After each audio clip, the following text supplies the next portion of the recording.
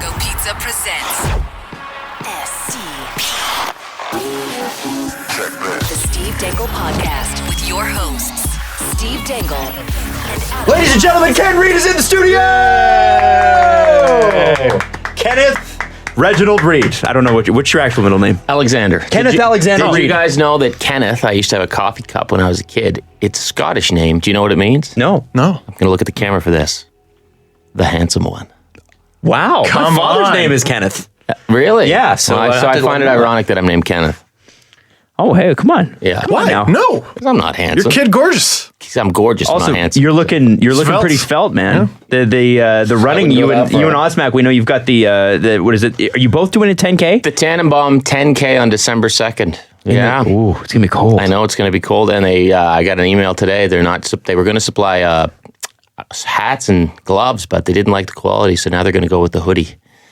So you will have to that might supply be the hats and better. gloves. I'll supply the hats and gloves. Yeah, exactly. Now, Well, you're actually training for the Eric Lindros Celebrity Hockey Club. That too. Oh, well, of right. course. I'm always training for on ice stuff, and I heard you skated backwards yesterday. You were telling For me the before first we came time. on. I think we give him a round Go, of applause buddy. for that. By accident. By accident? So Yeah. you don't want to play D then when we play, right? Hell no. No, No. you're a face-off guy, man. I was 3 for 6. You and Andy, I love that you kept track of it. You and Andy Knapp, because Andy's another guy that played kind of first time with us, and I thought it was awesome, and I love that you came out and played first time and you did a great video on it, because so many people are shy about trying just to play, and Well, it's embarrassing. it's Right. embarrassing the way I play. I've been playing since I was 5. Who cares? Well, it's fun. you did have that penalty shot. Where I missed the net. Yeah. So okay, I was like just trying to get the pucks in deep. we've talked a little bit about it on the show, but Ken, since you were involved with it for a long time, and I think maybe we haven't done the best job of fully explaining what Easter Seals is all about. Like if you're not from here, you may not know.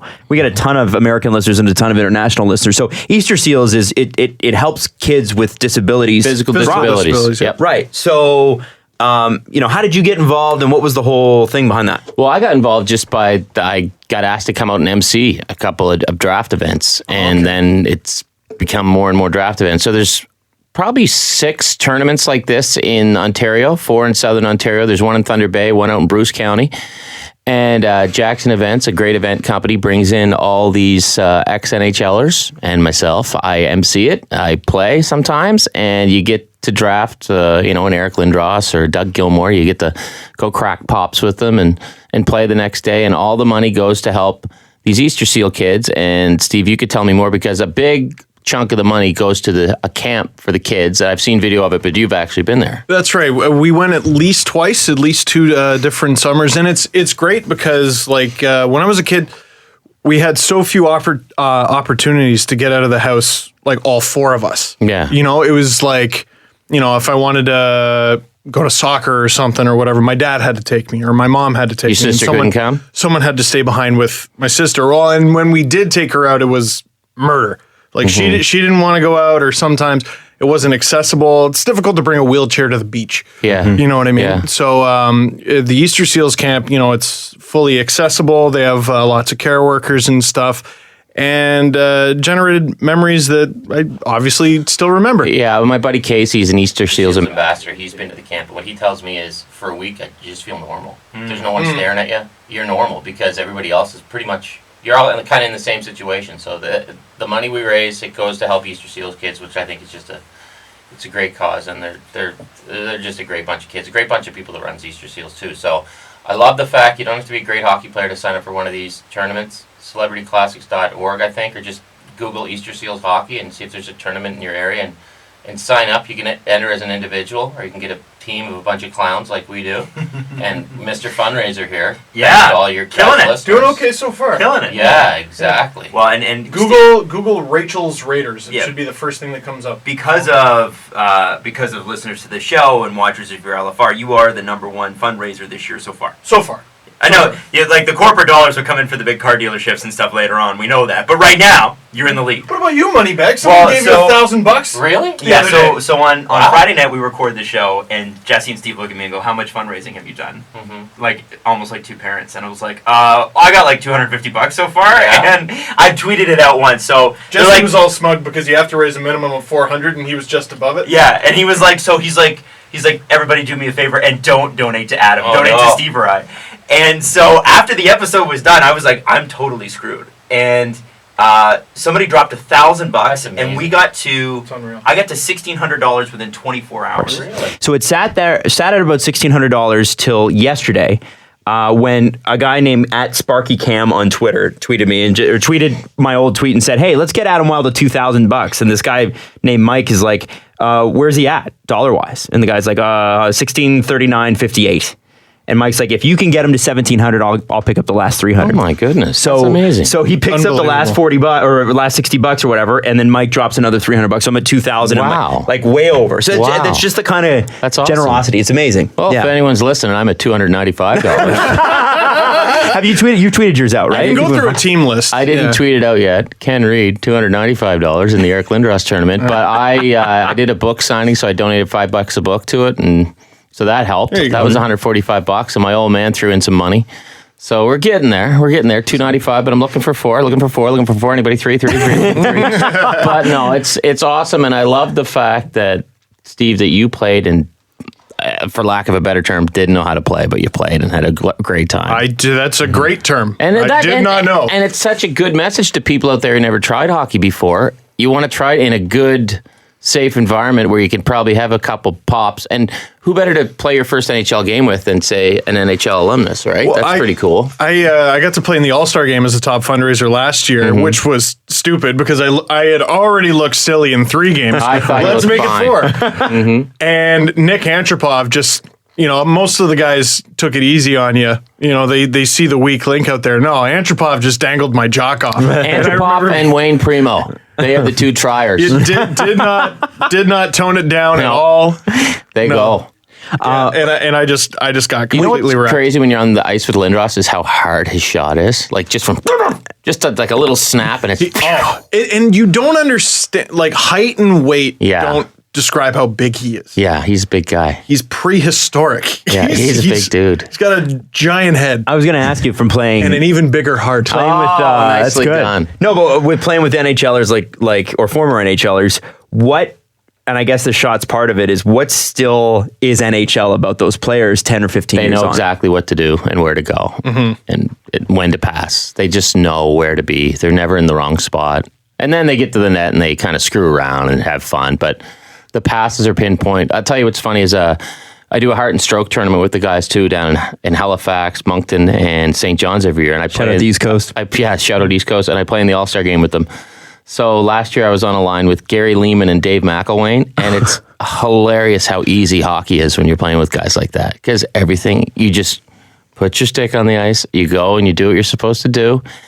And I did snipe top cheese too. I didn't miss that penalty shot. All right. I was the Owen Nolan. I was going in and I was going to point, but I thought if I point, then I'm definitely not going to score. But I did go top cheese, bar down.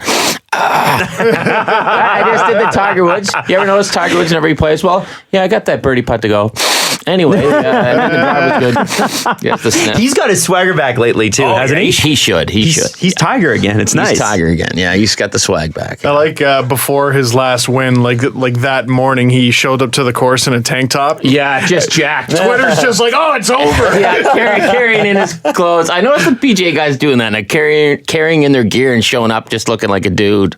It's personality. There you go. Well, okay, so Ken, because because we know you, you're like family on this show. We're just going to run through the show normally, like we normally would. So, but we are going to talk. We got to talk about your book and all that stuff as well. Yeah. And Jesse will be here eventually. For those of you who are like, "Where's the hell?" He's working. He's on a Skype call. Is that what I think so. He's working? Really important, man. Yeah. Tim and Sid have the best schedule this time of year because of all the afternoon playoff games. I think that either today or yesterday was their Friday. I think Tim and Sid's favorite shows are any live baseball and any live curling because they're always preempted by baseball and curling.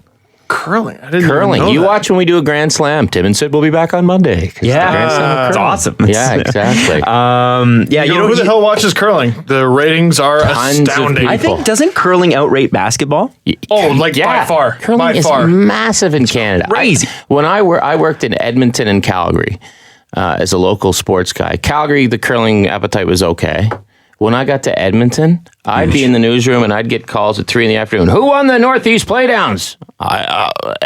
Crazy curling fans out there. Huge. Yeah. And I actually went on the radio one time out there and I said, Look, I respect the fact that you like curling. It's not my favorite sport. I mean, it's fine, but it's just not, I'm not that into it. People started calling. One guy, what are you talking about? You don't like curling. I go, do you like bass fishing? He goes, no. I go, what are you talking about? You don't like bass fishing? It's just an opinion. I have respect for people that curl. I just don't sit there glued to the TV when it's on. I think because it's a niche sport, and it is. Right. I think people are extra defensive about it. It'd be like going to Los Angeles from here and defending hockey. Yeah, you meet 100%. some guy, I don't watch hockey. Why not? It's great. It's like my sport. Right. Yeah. I get that you're passionate about it. Just don't be angry at me if I don't like something you don't like. So, or you like, sorry. I want to ask you this: how much? And this question is for both of you. How much sweat is the Nylander camp going through right now after 3 or 4 games of Kasperi Kapanen? Nick Alberga sent out a tweet last night. I don't know if you guys saw it, but it just said Nylander camp, and it shows a guy fanning himself. Man, you got to be sweating. I'll just say it right now. They don't need him. Right now, they don't need him. Will there come a point where they'll need him? Yeah, for sure. Right now, they don't need him. He'd be interesting trade bait right now because look at Kapanen. Man, 2 goals last night. He's doing nothing wrong. And a restricted free agent at the end of the year. I saw you put that out. Yeah. Willie's just helping out his bud. Yeah. Like, we all know this is a conspiracy. They're best friends. Yeah. They're best friends. This is the Swedish-Finnish alliance that we never expected. Exactly. So funny, though, because after the game last night, the 2 top trending topics in Toronto were Kapanen number 1, Nylander number 2, and only because Kapanen had such a great game was Nylander trending. This is like, I know what Nylander's going through because when I take vacation, Ivanka does the show by herself. It's fine. I'm not needed. Right? I come back. It's fine. I fit in. Yeah, they'll say I missed me. They miss me. I might contribute in a way. But man, right now, he's not needed. Will there come a time? Sure. But right now, and when you look at the money and how it breaks down, it makes sense to maybe listen to some phone calls. But I don't know what you get for him. Listen. I mean, yeah, you don't have to actively shop. Better players than him have been traded. Yep. I'm just not convinced that the value that the Leafs would need to get for him is out there. Correct. What would you get for him? And it would be like 3 pieces. Two or three a number 2, a number 3 defenseman. Not all these people thinking, Alex Pietrangelo, you're going to get a number 1 D for Nylander. No, not happening. Also, that doesn't solve the cap problem, which is they have to pay a guy $6.5 million and number 1 defenseman or $10 million. And then you have to personnel pay issue, and it's then you money. have to play Gardner at the end of this year too. Well, I don't think they're going to do that. No? I think Gardner and Hainsey walk, and I think that's where the money's going to come from. Okay. Maybe. Yeah, That's a tough one. They don't have a choice. They can't keep Gardner. You know what my solution is? Win the Stanley Cup, and then immediately it will make people buy DVDs again, and just print as many as you can, and NHL revenue goes through the roof, cap goes way up, you sign everybody. There you go. There you NHL go. DVDs. Bring it for the Leafs. Bring back the DVD. So I had 2 conflicting thoughts last night because I saw some people going, okay, when you sign Nylander, can't take Kapanen off Matthews' line. They're playing too well. You got to put Nylander with Kadri, get them both going, and then the team will be unstoppable. And I'm like, man, I'm not paying almost $7 million or whatever it's going to end up being to have this guy play on my 3rd line. And then I'm like, wait a minute. Marlowe. Well, he's on the top line right now, but I'm thinking you got a sick number 1 center in either John Tavares or Austin Matthews. You got a sick number 2 center in either John Tavares or Austin Matthews. You got Nylander making about 6.8 on the 3rd line. I know a team that won back-to-back Stanley Cups doing that, and that was the Pittsburgh Penguins. Exactly. And there's a great old song, You Can't Have Everything. And you can't. You don't. Look, it would be nice to have a number 1 D, 2 number 1 centers, the best goalie in the world, whatever. But you're right. Teams win now. You look at Pittsburgh and you go, well, they didn't have much of a point.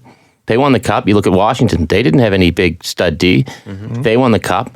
So in an ideal world, would you like to have everything? Number 1 D, 2 studs up front, all this stuff? Sure. But not, you name me a team right now in the NHL with 2 stud centers and a stud defenseman. Now, you could say Letang, is he a stud defenseman? But he's out for, well, no, he's not out. But He normally is out. He normally Schultz is. is out. And that's going to make his job harder. Fractured ankle or whatever it is. But is Letang like a legit number 1 D? I say there's probably 10, 12 number 1 D in the league. This would... Oh, so you got that. Yeah, real high I'm standard. snobby. I'm Okay. snobby that way. So, I don't know. I don't think it would be nice to have everything, but you can win without having everything. Well, and if you look at who had the better defenseman in the Pittsburgh-Nashville series 2 years ago? It was definitely Nashville. And No doubt. Pittsburgh still won. And Nashville was stocked down the middle, too. And so was Pittsburgh. Yeah. So, I mean Nashville's Ryan Johansson was out for the finals. That was the problem for Nashville, I think, because they got dominated. They were outmatched up front anyway. I think everybody's looking at the LA-Chicago models, which were Taze, and then who was the second line center for Chicago when they were winning the cup? Wasn't it like Saad? No, Saad's a right wing. Ladd? Was Ladd around then? Ladd was there. I don't know who but if you look at Pavel Dimitra. No, not Pavel Dimitra. What's his name? Michael Handzus. I always get them confused. For some reason. Or They have good hair. or Kopitar Carter. And then Drew Doughty. Right. So you had Duncan Keith and Brent Seabrook when he was better. Sure. So you had some of the. So I think people are looking at those models, but the more recent ones are offensively very fast, heavy teams and can kill you offensively, and defensemen that are basically a bunch of 3-4 guys. Yep. But look, you can move the puck, little water bugs. Yeah. Look, though, at how Chicago won the Cup in 2015. They had Duncan Keith and his band of merry men. Right. They had That's three defenders by the end of the Kimmo Timonen was playing 3 minutes a night. Right. If that. Right. Roosevelt, I think, was out. There's lots of ways to do it. By the way, has a team aged faster than the LA Kings? It's like... Holy... Well, Dean Lombardi and Ken Holland. I was talking to somebody last night about this on a 3-way conversation with Steve. And Dean Lombardi and Ken Holland for years look like geniuses. Yeah. But you look at them now. Kyle Clifford getting a 5-year contract. Justin Abdelkader got a 5-year contract. Those long-term deals that they signed that were low level are killing them. Here's the deal too. As a fan, we can fall in love with a player, but as management, you got to just be. I'm taking Kapanen right now over Nylander just because of the price difference. You got to be if Nylander comes back at I don't know whatever million a year, is he that much better than Kapanen? You got to be cold, man, and you got to let guys walk. As much as your fans have a jersey of a guy and they love him, you got to sign this guy forever.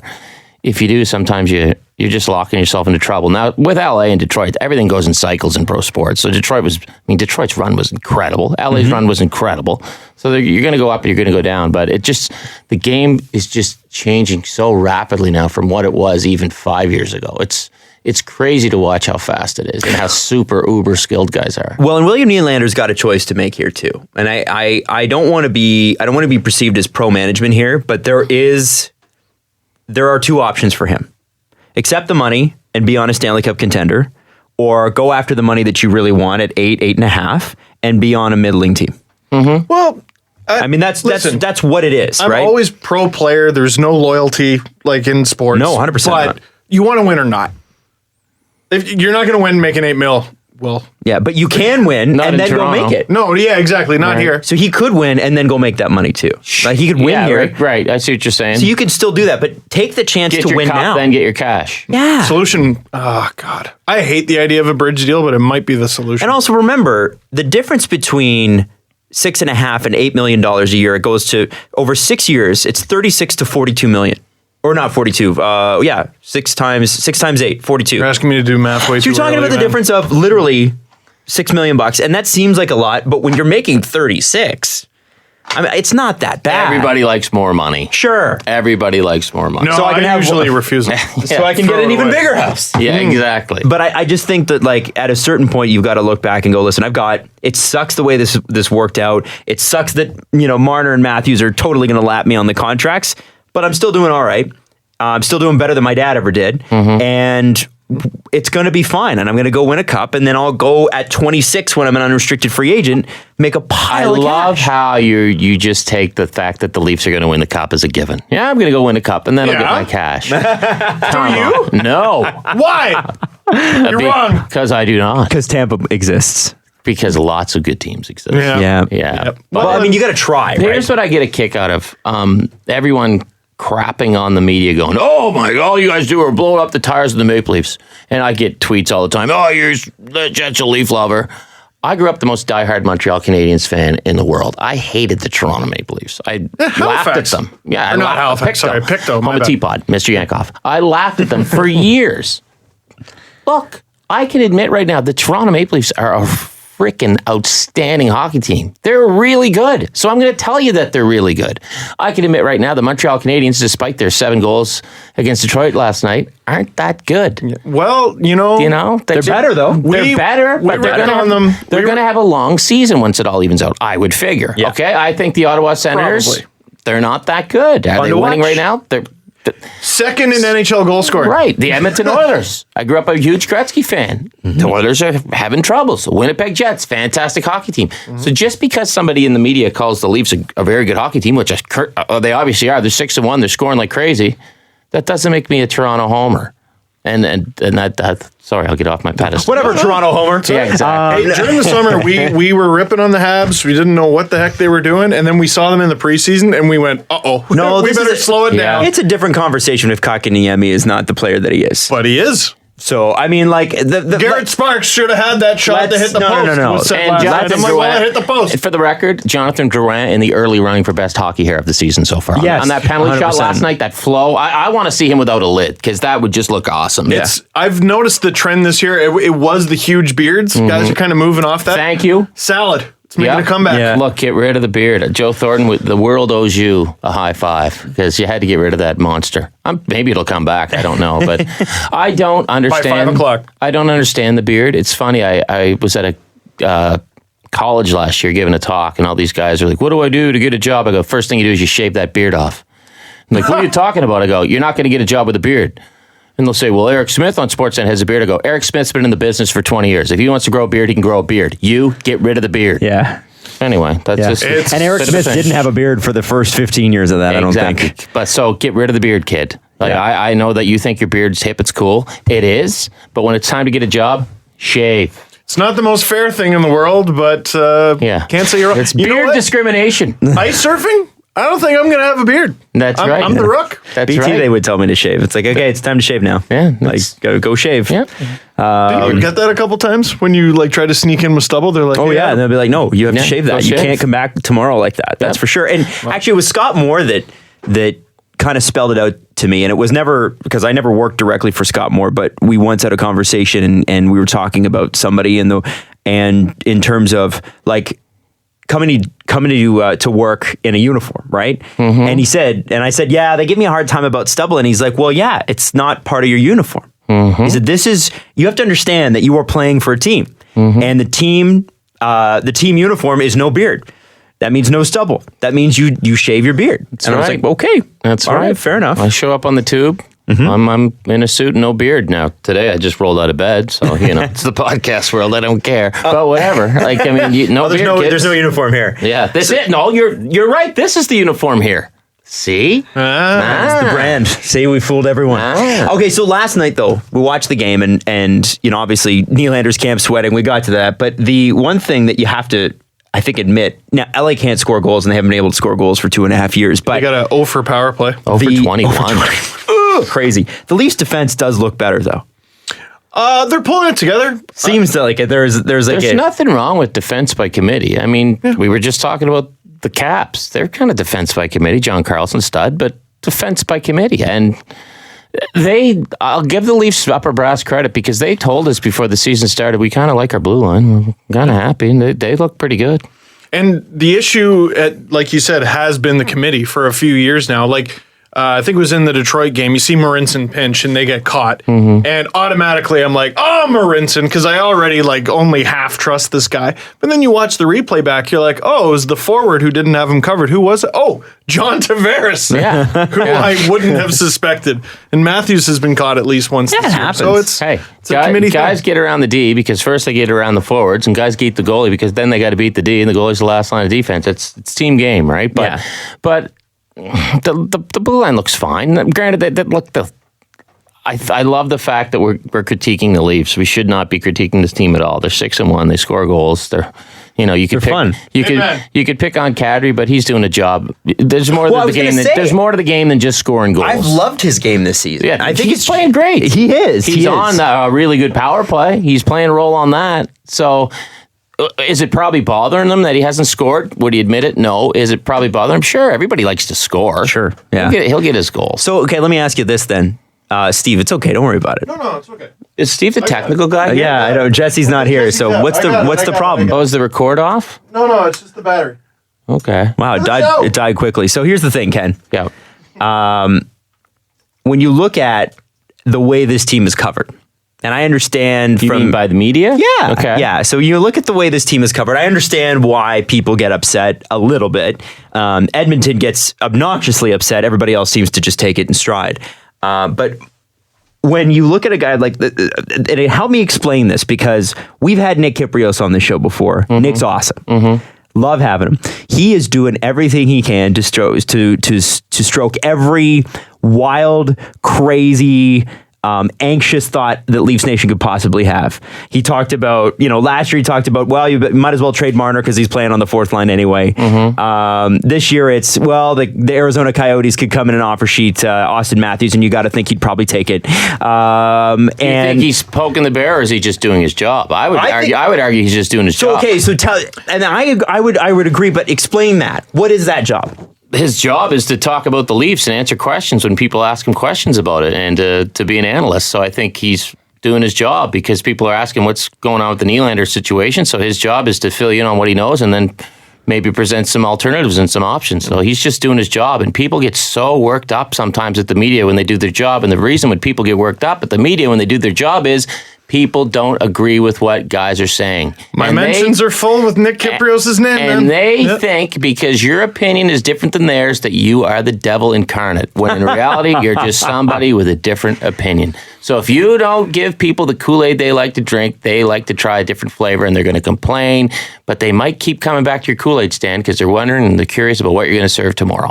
Well, and that's the thing that makes it so interesting is that I think Nick's playing this perfectly. You should stoke anxiety because it generates conversation. No, I don't think he's stoking anxiety. I just think he's putting some stuff out there and people are getting anxiety over it. Sure. I don't think he's purposely trying to give people anxiety. I just think what he's saying, people are not dealing with it correctly or they're getting all stoked up about it. We've needled him a couple times because he doesn't say anything that's false. He just says things that that might have happen. a slim chance of being true. It's funny, like the Morgan poorest Riley team in the league is going to offer sheet the richest team in the league's best player. Maybe they will. Maybe they will, Ken. Maybe is a great word. Maybe is such a wonderful word. Maybe is a great word. Maybe is rarely ever false. But I don't think Nick's stirring the pot. I think Nick's just doing his job. And I think people get worked up about it because they're very passionate about their team, and we appreciate that. Because if they weren't passionate, they wouldn't listen or watch in the first place. Well, I would love it for him to stir up the pot or just stir the pot because I think it's fun. And that's the thing. I just feel like he must go, okay, I'm going to say this thing like in his head and my mentions are going to explode and I'm just going to laugh about it. Well, that's what's funny now with the social media world is you kind of do say, okay, if I say this, I'm going to get some grief for it. Whereas before you could just say it and then someone might write a letter to the editor, right? And you'd hear about it 7 days later. Now you get you're an idiot. Y-O-U-R, an idiot. No. Y-O-U''R-E. That's my favorite. Whenever I get that one, I always tweet back. I think you meant quotes Y-O-U''R-E, end quote. Yeah, I just do that for my own humor. I don't even do that. I do that for my own humor. Yeah. John Tavares, Austin Matthews. Both Leafs. Both Leafs. Both awesome. Both have had a great start. Neither scored last night, but My goodness. Austin gets 2 assists. Johnny Toronto gets 1. Multi-period goal drought for Austin Matthews. Well, that's only multi-point games in every game played this year for Matthews. Yeah. And then if you say he's a great player, people say, "Oh, you're a Toronto bias." Well, he is. He's a great hockey player. But when you look at those two and you look at how long those two will probably play together. Forever and ever. At least 7 years. People are we talk about the top two center thing being the major component of all the teams that have made the finals. Those two centers seem maybe the stack isn't as great. Like maybe Austin isn't as developed as Evgeny Malkin was when they won their first cup, or John's not Sidney Crosby because there's one person in the world who's Sidney Crosby. But together, the talent that the two of them have and the different elements they bring to the game, they seem to complement each other really, really well. Yeah, and when they put them on the ice together on the power play, it's fantastic. I mean, what's their power play? 48%, something like that early in the season? It's ridiculous. They took a big step backwards. Yeah, that's the number, too. Ridiculous is the number, exactly. Yeah, you need those. You obviously need the 1-2 centers, but here's the other thing. You can say, Matthews is still so young. Look back at Wayne Gretzky's numbers. Look when he put up his monster numbers. He was young. He was early. I mean, 85, 86, I think he was 24. He had a big year then. That was his 215-point year. But 81, 82 was when he got 92 goals. That was his third full season in the NHL. So a lot of players, their magic numbers usually come in years 3, 4, or 5. Isn't that when Solani got 73? Solani got 70 No, he was a rookie. first year. First year, he was a rookie. He was a little bit older, but yeah. Don't give me the whole he's young card on Matthews, because I don't know what he might end up with this year. Don't give me the whole he's young card on anyone. So will they maybe mature as a player and become a better all-around player when they're 28? Sure, maybe. But sometimes guys put up massive numbers really, really early in their careers. It's funny. I feel like yesterday I was thinking to myself that there's a different age curve for certain players. For forwards, they're young until they're about 21 and a half. And then they're a grizzled vet. They're pretty much entering their prime. Yeah. And yesterday I caught myself talking about Jack Campbell, who I saw play at the, I think, 2010 World Juniors. He's 26 now. And I'm like, go easy on the Kings. He's a mere child. And, Yeah. Well, goalies, right? The goalies are always older, it seems. Traditionally, defensemen, they've always been older. Forwards, they've had the benefit of breaking in earlier. That's kind of the way it's always been. But, I just think when you look at hockey history, the numbers of a lot of guys are pretty massive when they're in years, like you said, Steve, 3, 4, 5. They can put up some pretty big numbers. Why? I don't know, but it works. Steve, just leave it. No, Jesse sent me a text to reset it. I know what to do. Okay. I got it. Just do the show. Who cares? You do the show. I'm yelling right now. I'm doing the show That's right now. not doing the show. Anyway, what, Kenny, I got to ask, when you saw Lars Eller's comments about the Leafs, Yeah. that was kind of hilarious. That was great. Was that awesome? Here's the thing. More guys should speak their mind like that, and the media goes, all we ever get from these guys are pucks in deep, play a full 60. Then when a guy actually says something, the media crucifies the guy. Oh, my goodness, look what Lars Eller said. It should be, hey, look what Lars Eller said. And also do it early in the season so that we can keep track of this for the rest of it. It's a great the Leafs story. play them, 3 more times? Something like that? Yeah, next time's in January, though. So, yeah, talk. Let guys express themselves. We're going through this thing right now where we're debating how guys should be expressing themselves on ice after goals, whatnot, with the Matthews Kane thing. How is that an issue? Like, dude, I always wonder when people talk about that celebration specifically. I'm like, do you not watch any other sport ever? Just tradition, I think, and guys back in the day didn't do that, but guys back in the day also did that. We forget that Tiger Williams rode his stick after he scored goals in 1981. We forget that. Back when there was respect in the game. Back when there was respect. When Sheriff Tiger Williams and there was no dirty plays. Tiger used to ride his stick after goals. Guys have been getting excited for goals forever. As long as you're not taunting the team and with the whole Marchand thing, I got no problem with what Marchand did. No? Celebrate your goal, but if you come by my bench giving the old woo Junior B, I'm not saying someone's going to punch you in the face, but I'm saying someone may punch you in the face. So don't do it. But look, if you score a goal, pump your fist, just don't rub it in. And I think that was a little rubbing in. I'm of two mindsets, right? So I sort of ranted on that in the podcast. Like, you can't fight an unwilling combatant. Sure you can. Know? Well, ever watch the Philadelphia Flyers in 1974-75 when they won 2 cups? My other mindset was, well, I suppose you can. The only difference between the Marchand thing and what the Flyers did was there would have been 5 Flyers instead of just one. Oh my God! Bruin. That picture of Boreas Salming's face. Yeah, the stitches. Is banana. Like, oh my goodness! We don't need what that happened to again. him? We don't need that again. Yeah, what atrocious accident happened to him? No accidents. Yeah. Like 5 guys just jumped him because he was the Leafs' best player. Because you're good, yeah. So we don't need that again. But if you taunt a team, and look, maybe he didn't want it to be a taunt, but if you can't control another person's perception. So Marchand saw that and he's like, I don't really like that. Yeah. Look, and here's the other thing. That happens in beer league. Yeah. In our tournament last year, guys were getting angry because that other team was running up the score. Guys get angry. It's hockey. I still can't believe that happened. Yeah, it's hockey. So all these people that whine about, Marchand shouldn't have done that. He was angry. Guys get angry. It's an emotional game. Marchand never. Yeah. Never been angry. I don't know if he does get angry, if he's just like, he never seems like a guy that gets mad. Have you ever seen him really lose it? Yeah. There. Yeah. I would say. Yeah, I still feel like that's under enjoys control. it when he was boxing the Sedins. Yeah. Oh my God. enjoyed I think that. He's a little bit more tactical. Yeah, but I think. you know what? I've never seen him lose his mind. I had though. no problem with it. None whatsoever. Well, and it just seems like Eller's out to make the NHL interesting again, because between that Marchand fight and the comments that he made about the Leafs not being as good as the Penguins, which, I mean, fine. See, I like the fact that Eller expressed himself as well. So am I talking out of both sides of my mouth? Maybe, but you should know that if you score a goal and you go in front of the other team's bench and you junior beat it up, somebody may cave your face in. If you say what you did to the reporters about the Leafs, I'm glad you said it, but somebody may not like it. That's all I'm saying. I'm all for personality in the game, but you just can't determine how that personality will be perceived by others in the game. So maybe this is a good transition to the Matheson talk. That's exactly where I was going. So I think your thoughts on the Pettersson hit would be different than definitely different than mine, and definitely different than Steve's.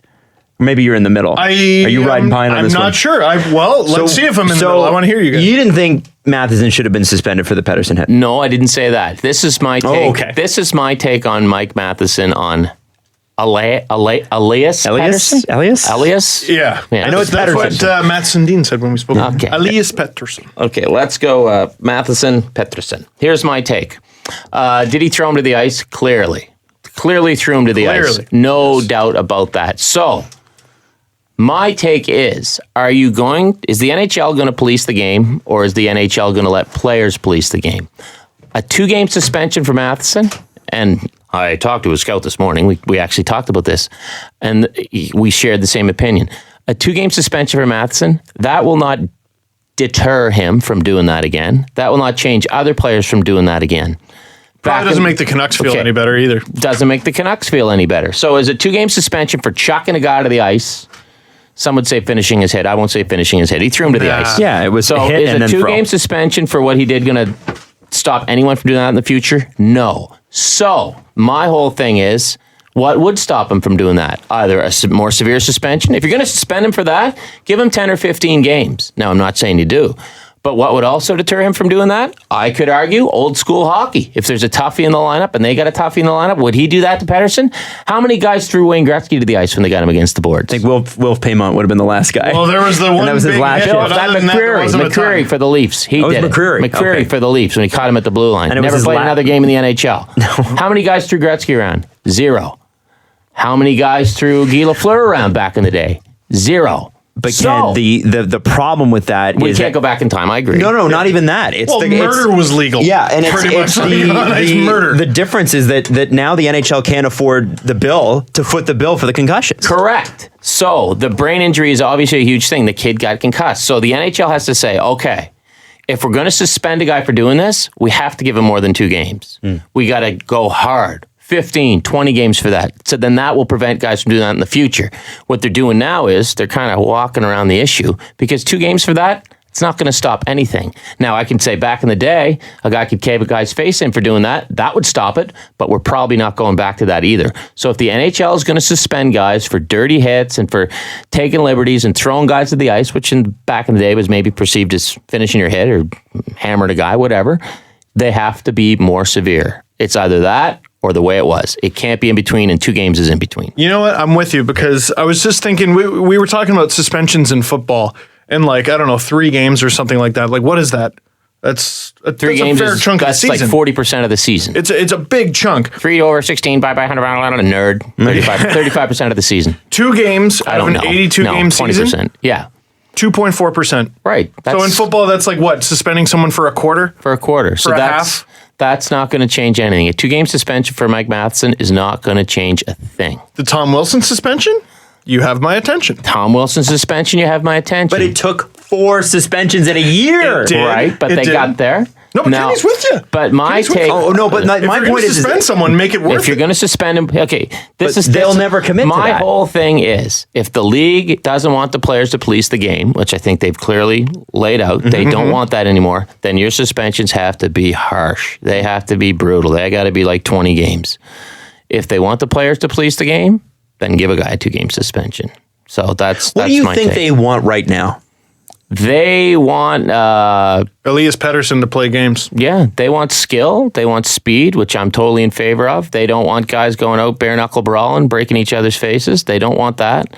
So if that's what you want, you gotta be like the NFL. You gotta suspend guys hard. If you're in George Parros' situation, it's a tough job. I wouldn't wish that job on anybody. But somebody in the NHL, if this is the way they want to go, they gotta up the old suspension ante. And when guys argue there's no precedent, you just have to say, hey, new world order. Or much more what I would prefer, you go back and let the players police the game themselves. You get rid of the instigator rule. You have at her. But I know that's probably not going to happen anymore, as much as I would like that world back. Why would you prefer that? Because I think it makes for a safer game. Absolutely makes for a safer game.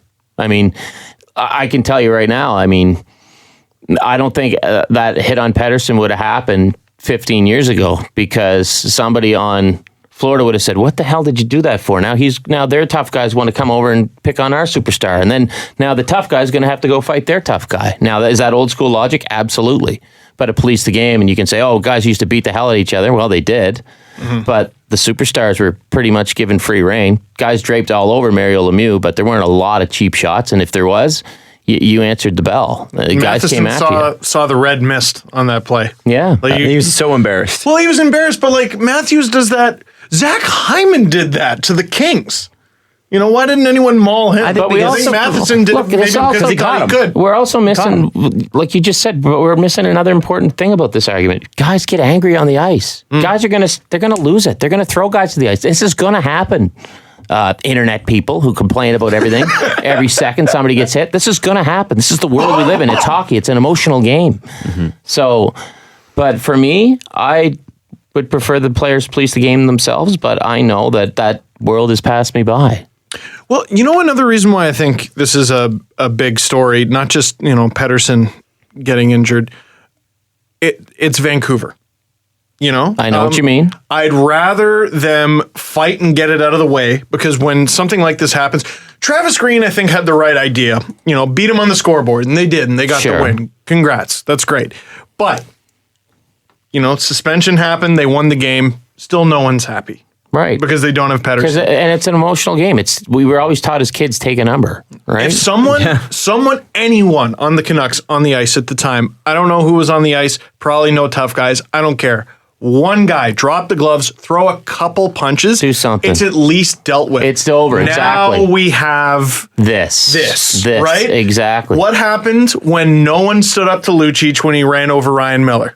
Shenanigans the next game. Yeah, well, almost every time it's shenanigans. You can go all the way back to more Bertuzzi if you want on this. I mean, it's just, and now you're going to have this fester. You're right. If someone just dropped the gloves and got it over with, a little schmozzle, it's all done. But now, and we live in a world where everyone's so aware and everyone has an opinion. So what's going to happen next time Florida plays Vancouver? This thing's going to be swirling overhead, right? The Leafs versus the Canucks. After all those fights, what was that, last year or 2 years ago? How about the Flames versus the Canucks earlier this year? Good Branson. Anytime the Flames and Canucks play, they hate each other. That's the thing that we forget. We can break down these things, talk about suspensions, but it's an emotional game, and things are going to carry over, and it's dangerous precedent when you start talking about things in the papers and seeking retribution.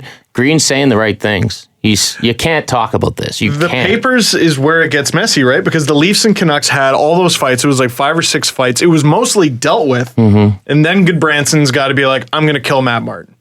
Right. Now, next game, you got to fight. Yep. Now, next game, you got to go. They told Domi and McSorley Domi and Probert. For Domi Probert, too. Yeah. They go, you're not allowed to fight. If you fight, you'll be suspended. What did they do? Of course they fought. Yeah.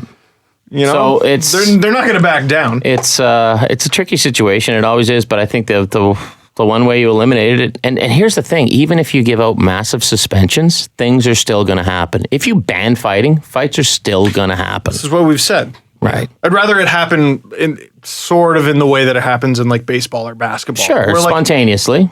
Spontaneous. Yeah, right. it's the bare knuckle fighting that you can see coming for 4 weeks or whatever. That's the kind of stuff. Honestly, man, I just think the rules right now. I think the NHL, and I don't think this is going to be Gary Bettman and Bill Daly that have to deal with this, but the bill will come due when they are held responsible for the concussions that occurred during their time. And I think it will happen after those guys retire, because I don't think, as much as Gary Bettman loves what he does, I'm sure, I don't know that he wants to be there for that. And he might see that coming down the road and go, you know what, I'm going to retire before that. I've made my money. I'm out of here. The league's healthier probably than it's ever been. What else can I do? And so eventually this is going to cost the league an astounding amount of money. And yes, it's an emotional game. And yes, there's going to be punches thrown. And yes, there's going to be hits that are questionable. Always. Mm-hmm.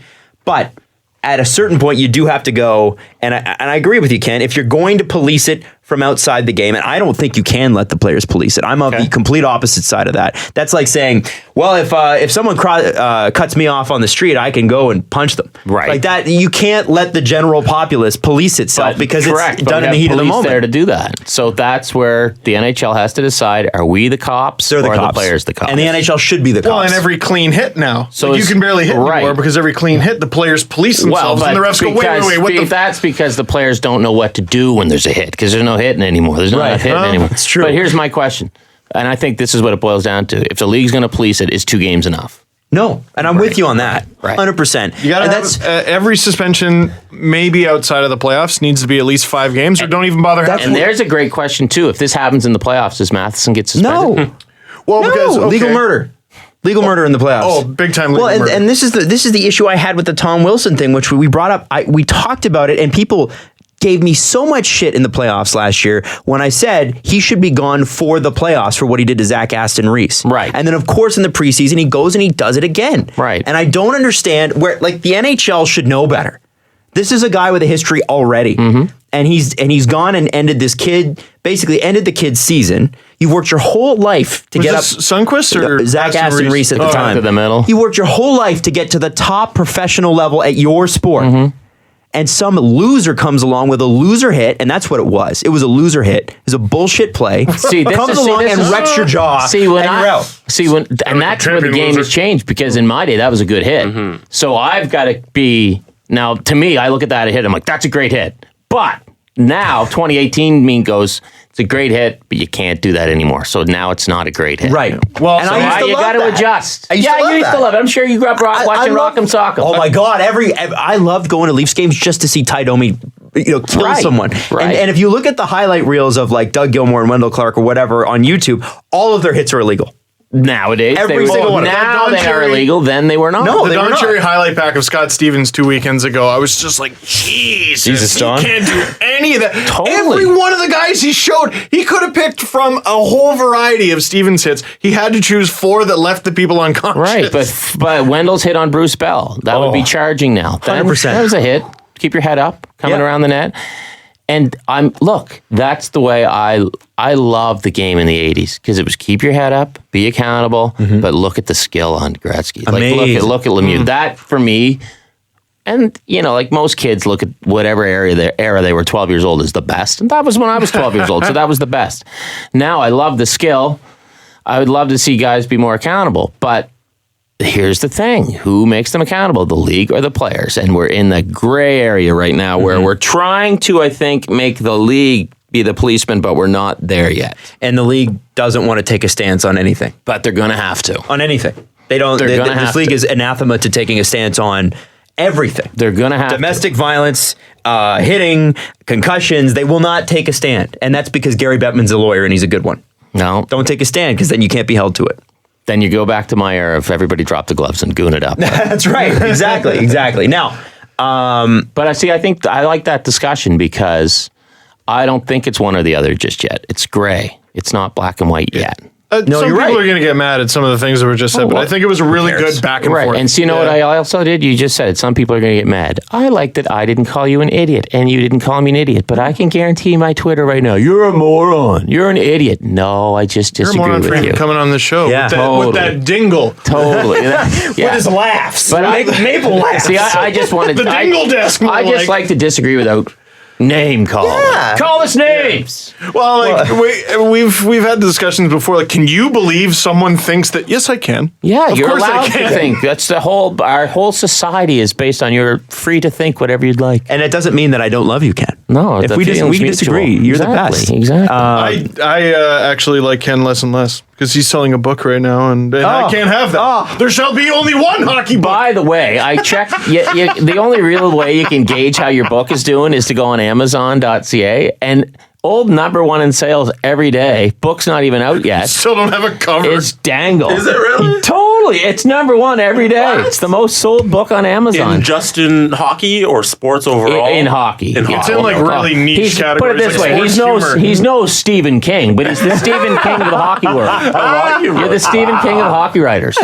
You guys are with the same publisher, are you not? We are. ECW We Press? are. ECW. What's the number ECW. for a bestseller? In Canada, 5,000. But that's it? That's Yeah. it. Oh, gosh. Well, you try sell 5,000. Frank Ferragini with his gardening books is a 4-time bestseller. Yeah, I remember someone told me when the first time I heard you're a bestseller, I'm like, wow, how many is that? They're like, oh, you've sold about 5,300. I was like, huh? That's about $10. I was going to be rich.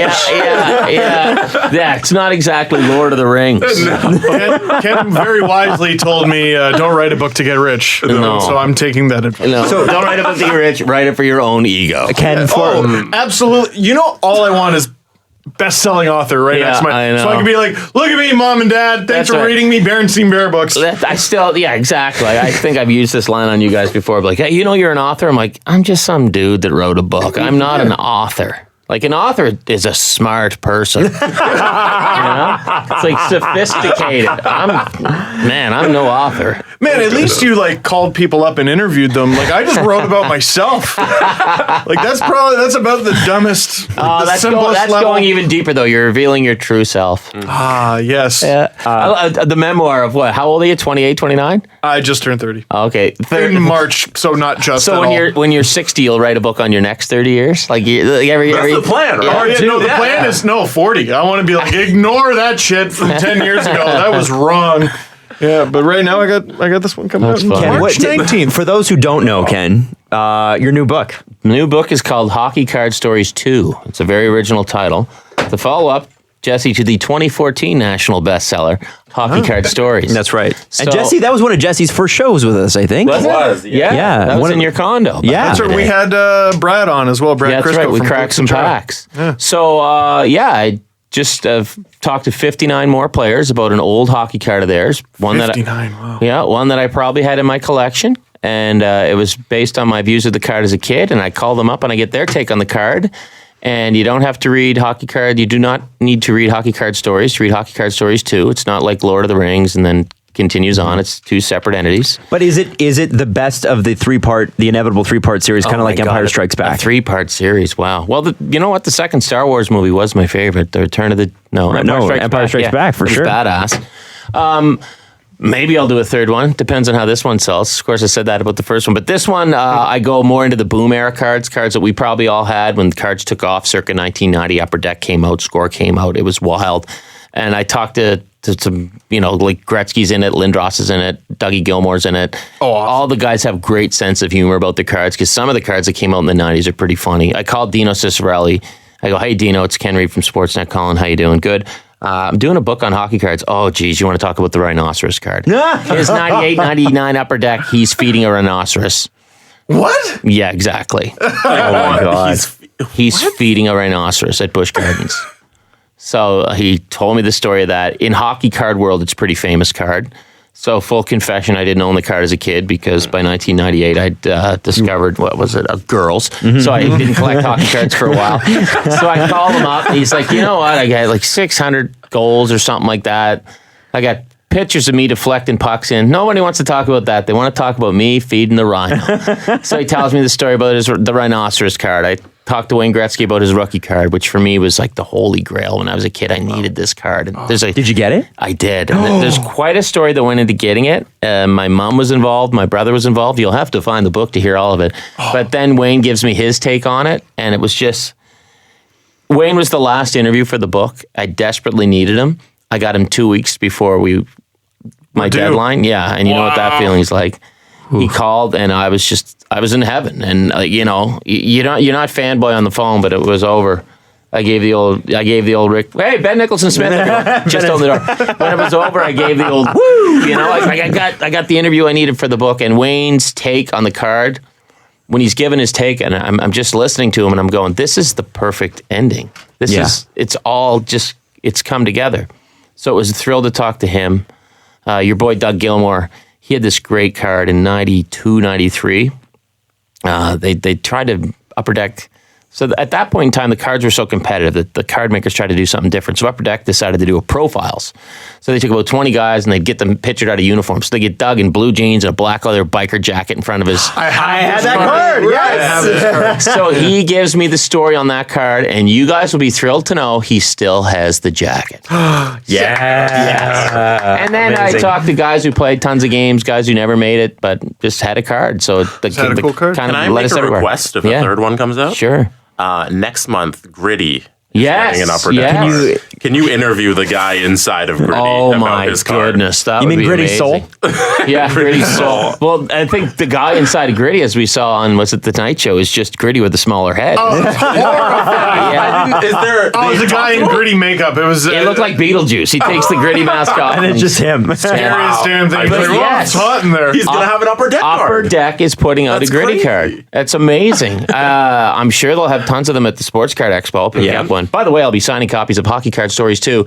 At the Sports Card Expo at the International Center, I'll be at the Upper Deck booth, so we'll be signing copies of the book. $20 each. $10 goes directly to me. The other guys goes to wholesale. So that's my selfish plug.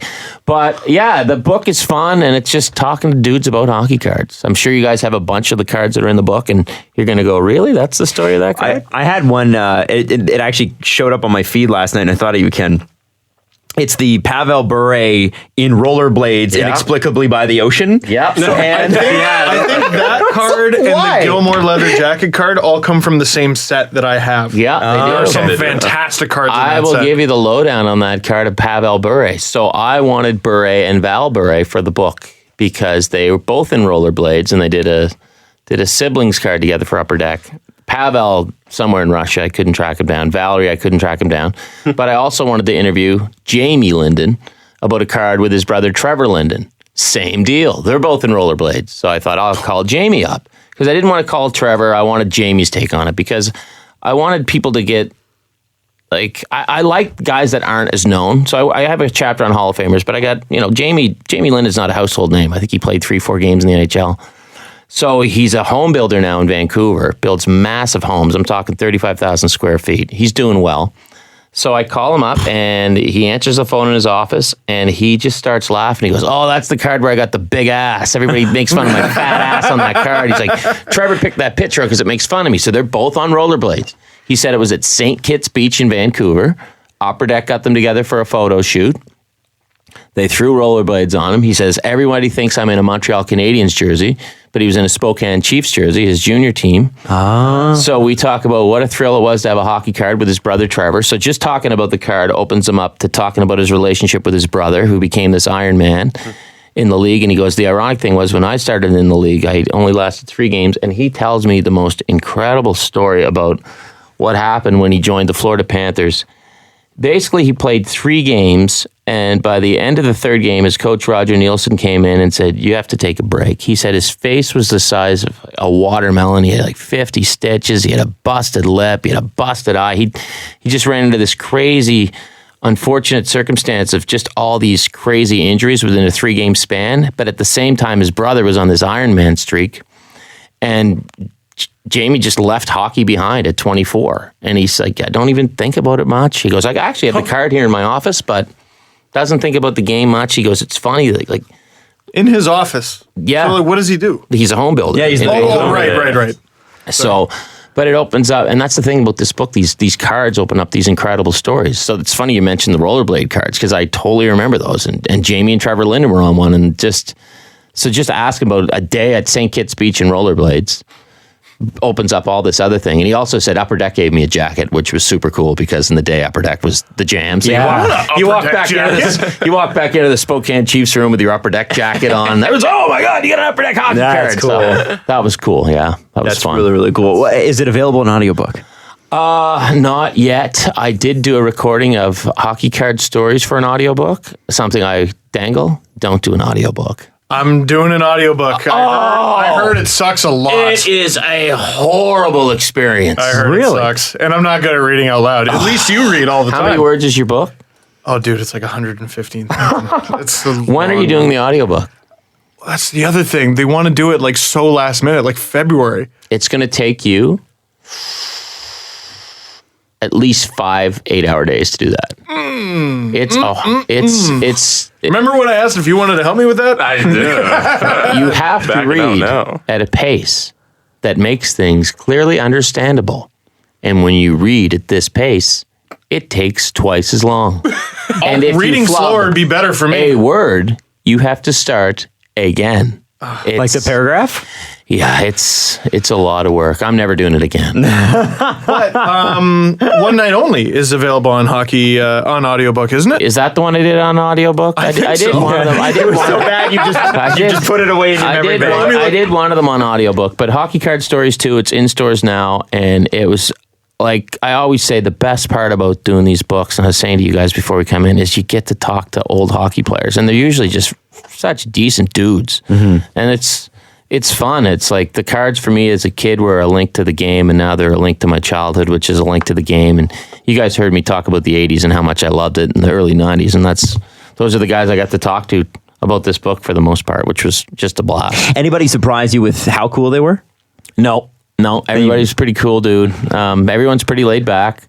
I mean, put it this way: if I did a baseball card book, do you think Barry Bonds would just call me up and go, "Oh, hey Ken, I heard you want to talk to me about my baseball card"? No, but it's like, "Oh, hey Ken, it's Wayne. I'm calling here from about the hockey card." I'm like, "Yeah, Mr. Gretzky, how are you?" Like, Where did you call from? He was doing a signing with Upper Deck. Oh, okay. So it worked out well. So Upper Deck hooked me up with him. Big thanks to my buddies Drew and Chris from Upper Deck. They hooked me up with Wayne. He was doing a signing, and it was delightful. I mean, I'm talking to my all-time hockey hero about my all-time favorite hockey card. But I mean, no one I contacted said, no, don't want to talk. Now, did I get in touch with everyone I wanted to get in touch with? No. But I mean, and some guys would say, oh, no, we got to talk about this card. So when I ran into Cam Russell, the current GM of the Halifax Mooseheads, slap shots you score, just can't stop the Mooseheads, you just can't stop them. He used to play for Colorado and Chicago. So he had a card that came out in 1990, and for me it was a big deal because it was a Future Stars card. He was with the Hull Olympics. He had a sweet, dirty Trans Am April wine mustache. And he was from Cole Harbour, Nova Scotia. So I thought, this is cool. A guy from Nova Scotia has a card. Always liked the card. So I do a golf tournament, Danny Galvin Cystic Fibrosis Golf Tournament every year in July. Fantastic tournament. Shout out Galvin. And Cam's there, so I know Cam a bit over the years. And I said, Cam, I'm doing this hockey card book. He's like, didn't you do one of those a few years ago? I said, yeah, but I want to talk to you for the second one I'm working on. I want to talk to you about your score rookie. He goes, no, not going to talk about this. He goes, check this out. Gets his phone out, goes like this and goes, look at that. It's his Pro Cards card. You should dial it up with the Indianapolis Ice. Cam Russell Pro Cards, Indianapolis Ice. Okay. It's a picture of his hockey card, and it is magical. And we both look at it, and we keel over. We're dying of laughter in the middle of this banquet of 200 people. On the card, he's got a broken nose, black eyes, Band-Aids on his face, and he's cross-checking the camera. He said the night before, he was with Chicago, and somebody beat the absolute hell out of him. Shows up at practice the next day because he's sent back to Indianapolis. They go, boys, get on your uniforms. It's hockey card day. And he's like, what? He skates out on the ice, and the photographer's like, we're going to make this work. He just beat the hell. That's right. That's it right there. Oh, that's amazing. Yeah. He looks like a professional wrestler. He looks like a pro wrestler, and his co-host stick probably weighs 3 3/4 pounds. Oh yeah, that's a big stick. So that card opens up this world of stories about just how different the game was back then. He's like, man, and he's talking about how they'd stitch him up. He actually told me in the book, it's a tip in there for all the readers, how to take out your own stitches. Because Cam used to take out his own stitches back in the day, just like you'd see in Slapshot or Youngblood. He said, get a nice pair of toenail clippers and, don't yank it out. Just clip away.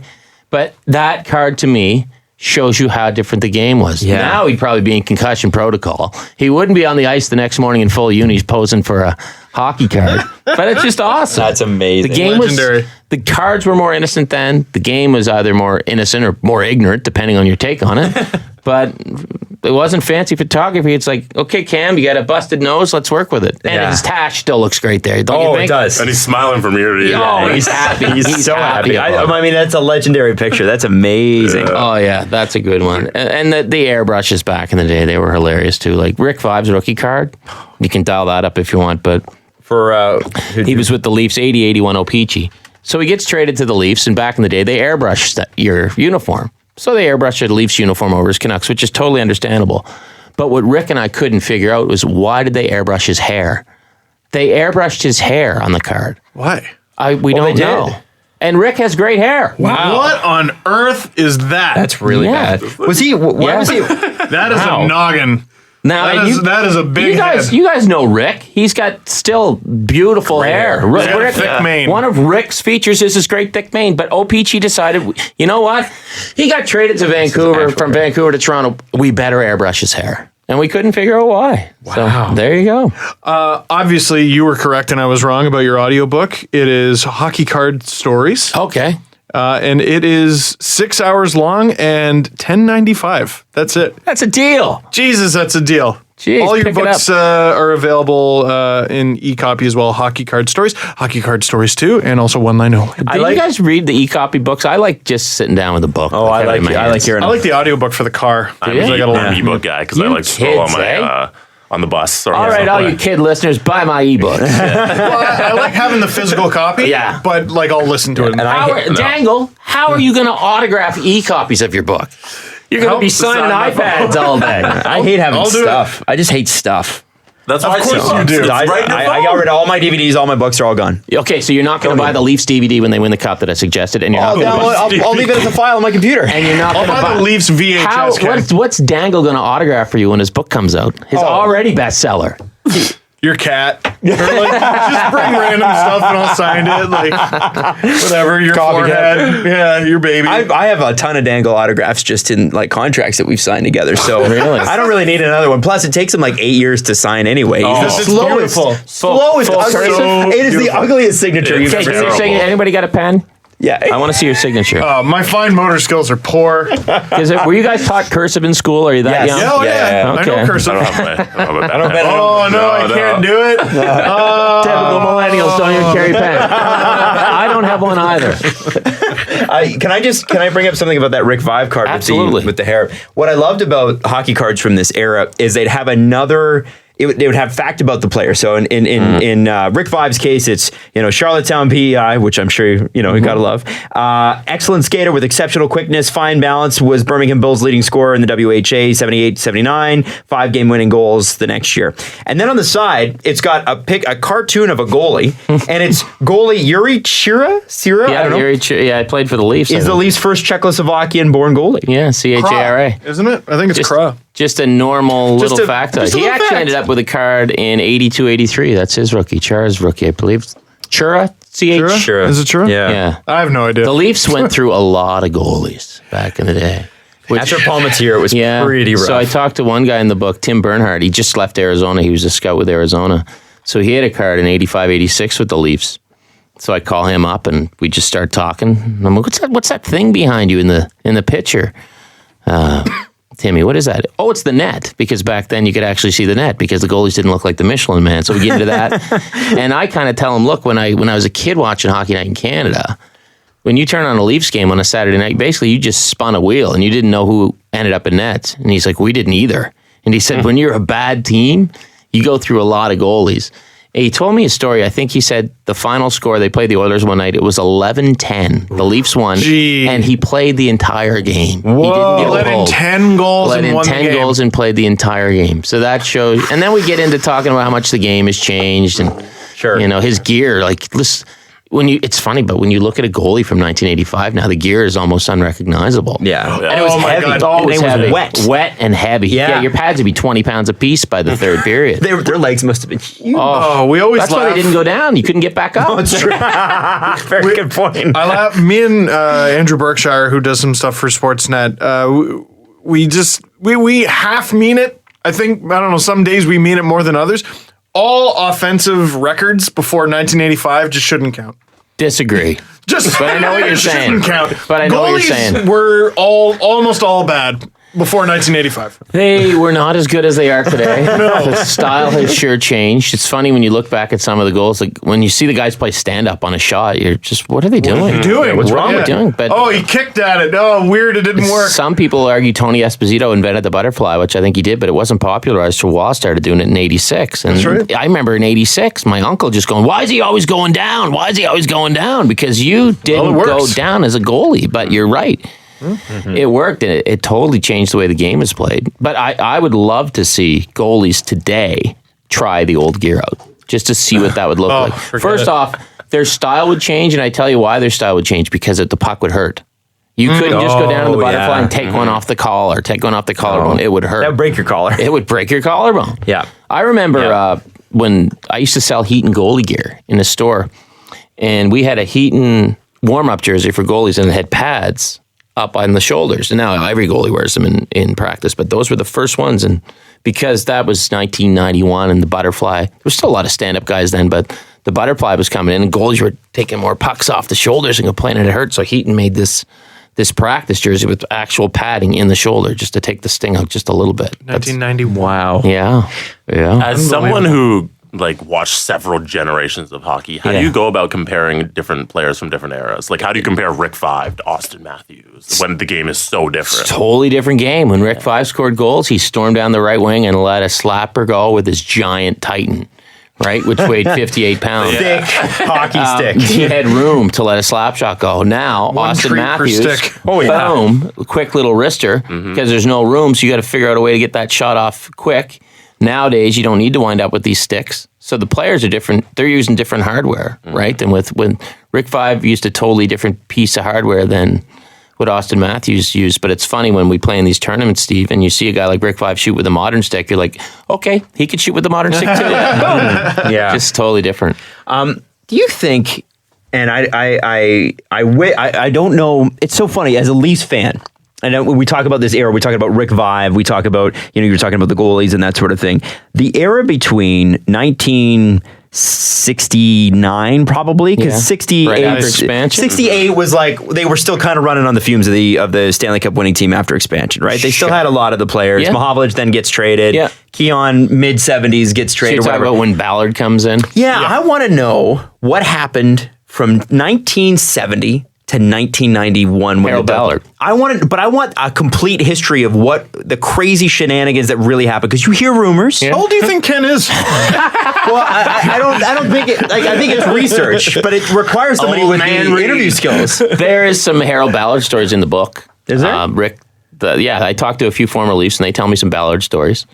They're in there. Tom Fergus says, with Harold, you saw Harold, you just said hello.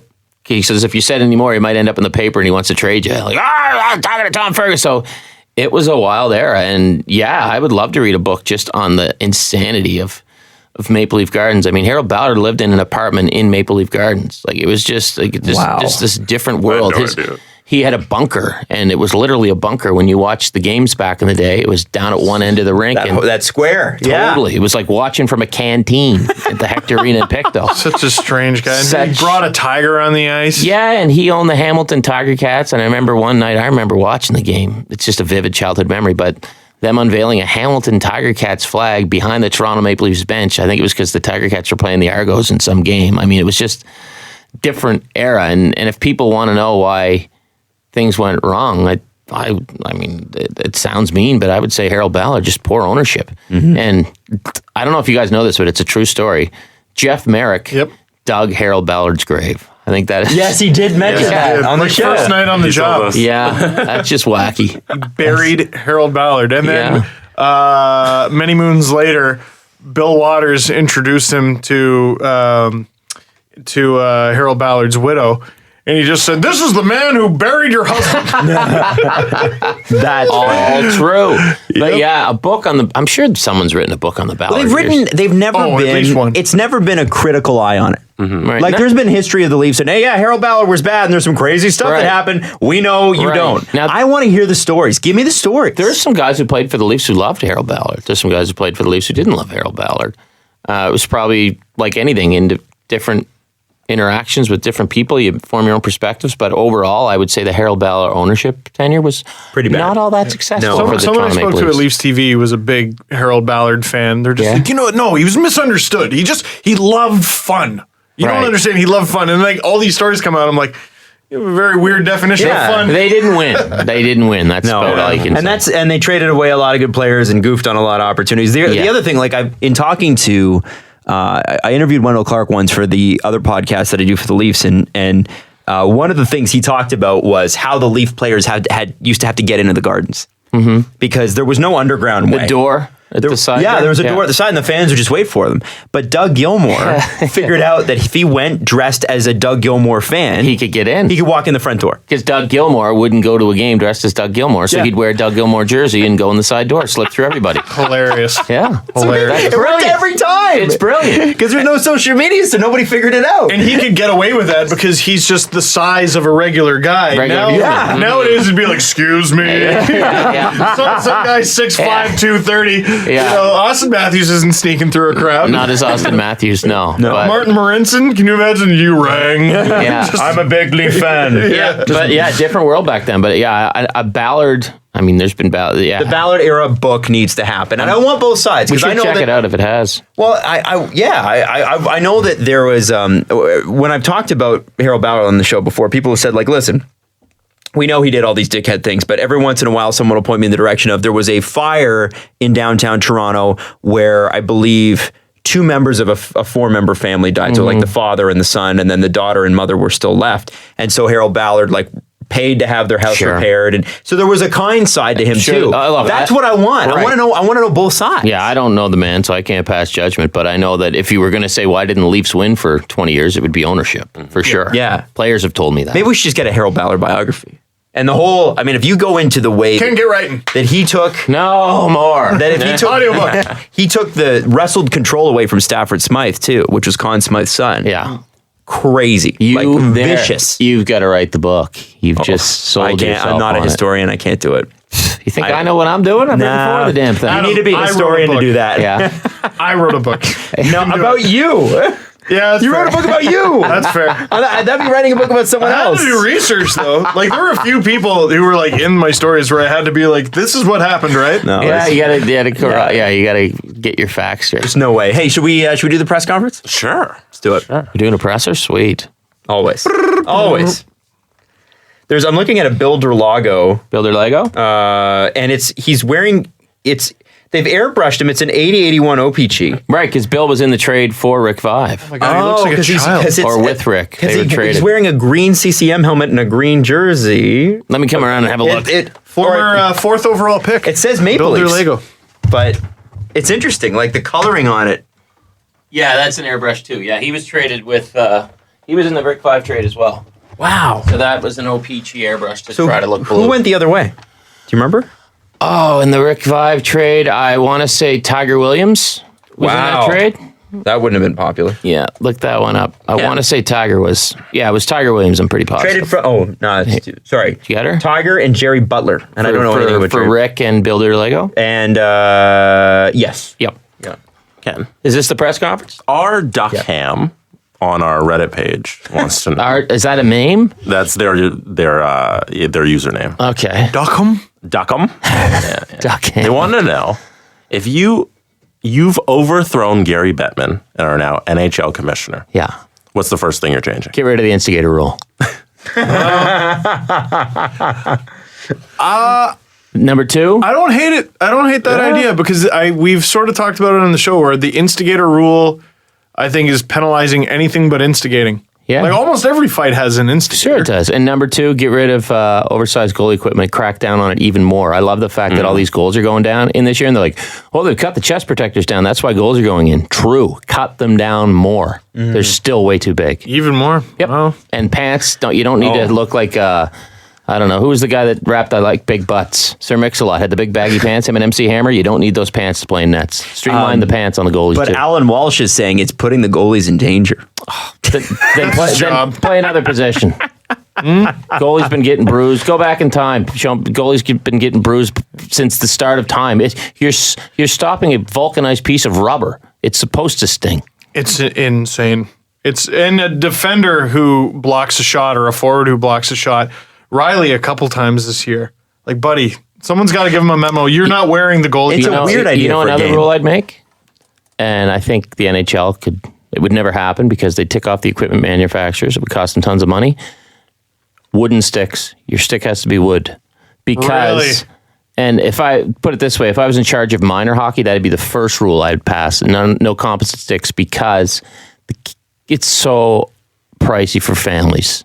It's just like make wooden sticks again, just so kids can afford a stick. In minor hockey, I think that makes a lot of sense. You don't. Sure. Yeah. So maybe we go the way NCAA baseball does in the States, right? You use aluminum bats all the way up to you become a pro baseball player. Basically, there's a few wooden bat leagues in the States for college kids, but I would like to see composite sticks outlawed at the minor hockey level, just to make it more affordable for families. I think it's a joke that you go spend $200 on a stick for your 7-year-old. It's stupid. I agree. I don't hate that. There's not a lot of arguments against that one. I don't think. Nope. Not at all. This is tongue in cheek, but if you want to comment on Is it. that a name, tongue in cheek? Yeah. No, I never their know what the question. names are. Their name is actually just made this for podcast. So they just made it for this podcast. Oh, thank you. Great. Vegas is off to the worst start in franchise history. Is it finally time for them to do a proper rebuild? I'd say In brackets, what's up with Vegas starting off so slow? things happen. No, calm down. They are who we Magic. thought they were. Yeah, they are who we thought they A were. little bit of the magic. Nate Schmidt's their best defender. He's not around. He's out. Yeah. And I mean, they're living the dream, really. Their Because shooting percentage was way up there, as the stats guys like to tell you, which is a great point. yeah, that was absolutely true. But they're coming off a Stanley Cup final season, and as far as the rebuild goes, they are. They are rebuilt. because They're built. They still have so many young guys like currently on the roster, in the minors, in junior. Vegas has done an amazing job. Yeah. Because, well, I mean, they sort of had the deck stacked in their favor a little bit. Don't A little bit. Yeah, they're fine. I wouldn't worry about it. Enjoy the ride. They'll be fine. I Enjoy mean, the ride. if they miss the playoffs by a few points this year, It's still I a good think- year. yeah, For an expansion looking team. back at the expansion draft, we'd be like, hey, pretty good 2 years in, and they're already contending for a spot. That's right. Exactly. Do you have a favorite name for Seattle's new franchise? Yes. What would you like them to The go with? Seattle Nirvana. Ooh, I think that's. I'm not going to beat that. And I don't like Nirvana, but I think it's a good name. It's kind of part of the. I was a the huge culture. hair metal guy. So when Kurt Cobain came around, he dissed hair metal and tried to destroy the hair metal world. Didn't sit well. Were you a Motley Crue guy? Or what was your band? Still am. You Still got am. it. The Crew, Guns N' Roses, Metallica. I mean, Metallica cut their hair at one point because of the pressures of the grunge world. So I'd go with the Seattle Nirvana, the Seattle Jam after Pearl Jam, maybe. Or the Seattle, hey now, Scooby-Doo, just like a bunch of Eddie Vedder lyrics. But Seattle Nirvana, I think, is a good name. Ivanka came up with the best name if Markham, Ontario, ever got a team. The Markham Commuters. And you know what their claim could be? Oh man, that first period was long, and they could say, no, it only took 20 minutes. It only took 20 minutes to play that period. It only took 20 minutes. Like, what are you talking about? What's your definition? Oh, no, it only takes us 20 minutes to get to the ACC from here. Oh yeah, it So takes me the- 20 minutes from my house downtown. Exactly. I didn't realize that we did this, but so my father-in-law, who was born in Scotland, he says over there they'll talk about, how far away is this? Oh, it's about 40 miles. Right, we'll do time. We say time, which is useless, especially in the GTA. Right. Because 20 minutes, 2 hours, you never know. exactly. Markham Commuters. No, I think 20 always minutes. what it is. I think it only took 20 minutes. No, it didn't. I've got huge issues. My brother and I have this whole theory. We call it commuter denial. Commuter denial. So where do you live? Oh, I live in North Aurora. How long did it take you to get to downtown Toronto? Oh, it only took me to get 20 minutes to get to the edge of the city. That's not what I'm asking you. downtown. 7 days. Basically, they have a house down here while they work, and then a house up there. Man, when I have to drive some places for golf, I'll sign up for a golf tournament. I'll be like, why did I do this?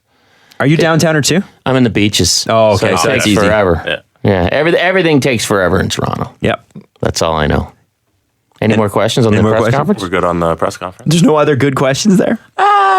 Ask me a really bad one. ask us a bad me one. The worst questions there.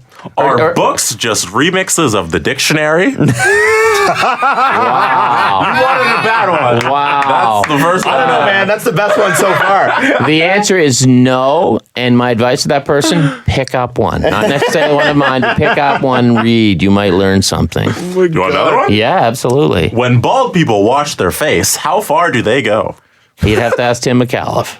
Hey! Can't ask Ken. Not yet. Did the Leafs pick the best draft pick of 2012 with Morgan Riley? Who was number one? Yakupov? Yakupov? Definitely argue he could have been one. Yakupov, Ryan Murray, Alex Galchenyuk. I forget who. Wow, look at you. I can do that with the 1990 draft. Do you want to play the game? The 1990 draft? Oh, no. We did this the last time I was on the podcast. Did we? Yeah, we did. Yeah, we did. We had a game for a little while where we did, started who was with Ken. drafted when, and I'd be able to get it, and then they would ask me a simple division question, Yeah, and I you couldn't do get it. Yeah. We did do that. We did do that last time I was we on, I did? think. Yeah. It's all because of 1990 Pro Set hockey cards. I can remember all the picks. Exactly. It's easy peasy. So you would say, do you think the Leafs got the best pick? Gostisbehere was also... Philip Who else Forsberg. was in that draft? Forsberg or yeah. Riley. Like right off, if you're listing those guys, that's who I'd go with. Yeah, and like Gostisbehere was like what, third round or something? Like he didn't have Right. a realistic chance Right. of going for Trouba didn't turn out too badly either. It's like saying Luke Robitaille was the best pick in '84, right? Oh, Griffin Reinhardt was fourth. Yeah. Tom Wilson's in there. Hampus Lindholm, Matt Dumba. Cody Ceci, Thomas Hertl. Well, I'm just going down the list. Bad draft. Yeah, not a great draft. No, it was pretty trash. Remember when I'm gonna Oli go with- Mata was going to be the next number one defenseman in the league? He's still all right. But Yeah, I think he just got strong year. scratched, man. yeah, well, oh really? Yeah. He's had injury trouble over his And career. so, You too, can put some of it on that. Did Brandon Saad. Not playing on the fourth line, scratched. See, with Joel Quenneville though, he'll do that just to kick you in the ass. Like What he was did the- that with Brent Seabrook last What was year. the other really bad draft? '98, the year the Sedins went. That was a pretty weak draft. It was. Whatever year Sedins. Patrick Steffen went Yeah, that was first. it. Patrick Steffen went first, I think, in '98. That was another notoriously 98 or weak 99? draft. One of those. '98 or '99, yeah, one of those two. Hampus Lindholm wasn't a bad selection at 6 overall for the Anaheim. That was a good pick. Man, Not bad. Morgan Riley played 17 games, I think, the year he was drafted. Not a bad pick. Yeah, good pick. Not a bad pick at Dave all. Morrison. That was Brian Burke. Gave full credit to Dave Morrison on that. yeah? Dave Morrison, who still runs the scouting staff for the Leafs, which is great. Any more? Getting Jesse? deep. I like rule changes questions. Should teams be given the option to decline an in-game penalty shot in favor of a 2-minute power play? Sure. Yeah. Why not? Yeah. That sounds I've fun. always thought that'd be that an sounds option. That should fun. be an Yeah, I option, like yeah. that. Yeah. Also, do you think power play should continue? Even if you score? You get the full 2 minutes no matter what? No. Part of me says yes, but part of me says no. No. Okay. No. There seems to be no problem scoring goals now. You know what happens Yeah. if power plays continue? You know what would happen? The refs would start doing the even up calls. Yeah. Yes. And I think it would lead to more penalties. Yeah, which So- they already sort of do. There's as a lot it of is. evening up. Yep. And I think it's just, that's nothing against the refs. It's just, that's just, maybe it's a mental thing, but that's the way the game's always been. So I think continued power plays would just lead to more even up calls, or as we called them back in Pictou County in the days, that's a friggin' suckhole call, ref. And even up was called the suckhole call. Hey, I'm glad you brought that up. We can't let you go. Wait, without- you're going to ask, okay, want to have a Mr. Yankoff press conference? Absolutely. Okay, you can all ask me some Mr. Yankoff stories. Well, okay. Have you spoken to him since the last show? I have not spoken to Mr. Yankoff since the last show. I do know, however, that he was at my brother's comedy show down home, a fundraiser for the Pictou County Subway Northern Selects. Durant? Is your brother a comedian? stand up? They finished second in Canada last year at the SO Cup. Way to go, girls. So Yankoff was there. Peter did not say anything specifically about Mr. Yankoff because of the lighting. He couldn't see him in the audience. But after my last appearance on the Steve Dangle podcast, I was contacted on Twitter by Mr. Yankoff's daughter, and she said Mr. Yankoff loved the video that you guys made about him. Awesome. He thought it was a riot. And yeah, the video's gone over big. Surprisingly, to people not necessarily from Pictou. So I think everybody can relate to their old gym teacher. So I got some Mr. Yankoff stories when I was on summer. So there you go. That's awesome. That's Excellent. I mean, any other gems from like when you were in school Well- with them? You told the rings you would get all the red rings in are the the face. best. Yeah, you get red in the face. A good one I heard this year was my buddy Joey. I won't give his last name, but he said, I'll tell you a Yankoff story. This is at the Pictou Love Scramble. He claims that during a floor hockey game, because the rule in Yankov's class was there's no slap shots, boy. So if you took a slap shot, you're out. So Joey claims he took a slap shot. Yankov kicked him out, and then Joey slashed Mr. Yankov across the head with his stick. You're joking. And Yankov didn't move because that's how strong Mr. Yankov was. Yeah, he says he slashed his teacher in the head. He said he was kicked out for the rest of the year at a gym class. Out of here, boy! He wasn't expelled? No. And arrested? Look, Mr. Yankov didn't run to the police. See, Mr. Yankov was old school hockey. The players did the policing, even though he was the teacher, technically. I can only imagine what he said in response to that. I love the way he says boy. Oh, yeah. Out of here, boy!